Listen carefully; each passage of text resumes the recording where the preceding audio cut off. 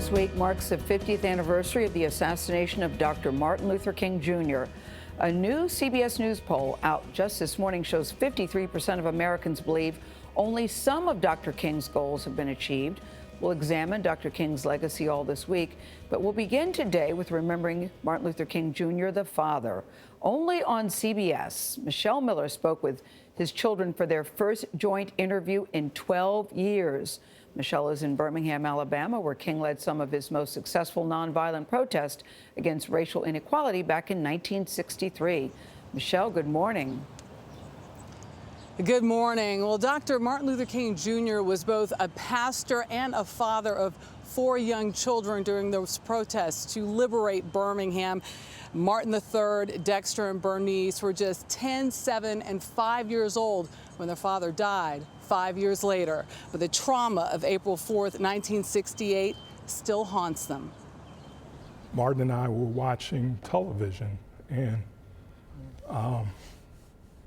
even to this day, when I see a breaking news flash, I have PTSD, and you see your father being shot on television.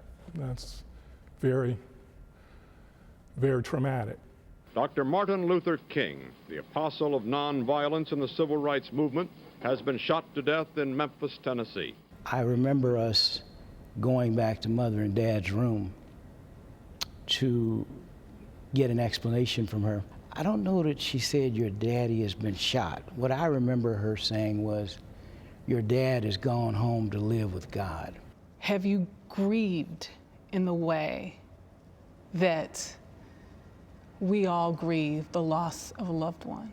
All of us, to an extent, have not fully had the chance to grieve. I modeled my mom. Our mom was so stoic, and she held everything together for all of us to be strong. But as a child, when you emulate that, in a real sense, you're holding in your emotions. Have you let go? I'm still working on it. It's almost a lifelong process. My first real moment was on a retreat with our youth. How old were you? I was 16. Laid out over a bed for 2 hours. I kept saying, why? You know, why? Like, why did you leave me? Why? Why did you, take him? Did you blame anyone? I was angry with God because I felt he could have stopped it. I was angry at my father, for leaving me. I was angry at white people because I felt like they were responsible. And I didn't know at the time whether I was angry at my mother and me. Eventually I realized I had anger at everybody. I want to show you something.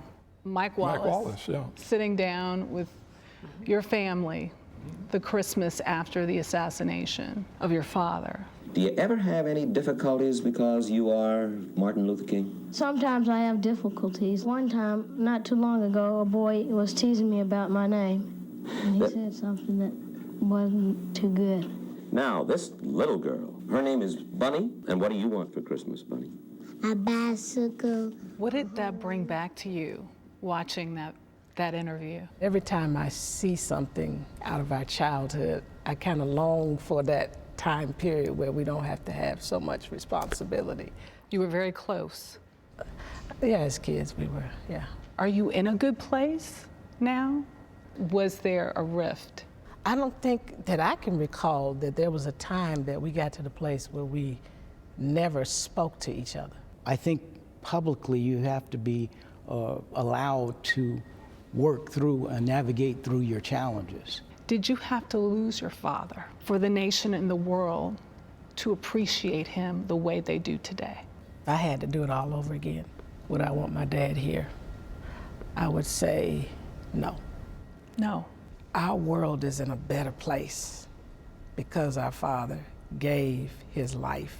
So yes, I worked through, dad here, dad there, having him, to ask the tough questions when I'm going out on a date or something, but, where would our world be? The King children say they believe that their father's legacy has actually been dumbed down. They say that he was far more radical in his ideas and his quest to end racial and economic inequality, not to mention the Vietnam War. And of course, Gayle, you know that it was his support for those striking sanitation workers that led him to Memphis in 1968 and ultimately to his death. Yeah, I still remember now looking at the newsreel where it says, "I am a man," where he went to advocate on behalf of the sanitation workers. But it's great, Michelle, that you got all three of them to sit down together. You very rarely see that with the three of them. That's really nice. Yes, they have. They're healing, and they're in a good place, as they said. All right, Michelle, thank you very much. We all hear about Martin Luther King. For some people, he's just a name. He's just a speech. But you forget he was a father, and it was interesting to hear what his children had to say. To hear Bernice even say she was angry with him, too. Yes. Yeah. Moving.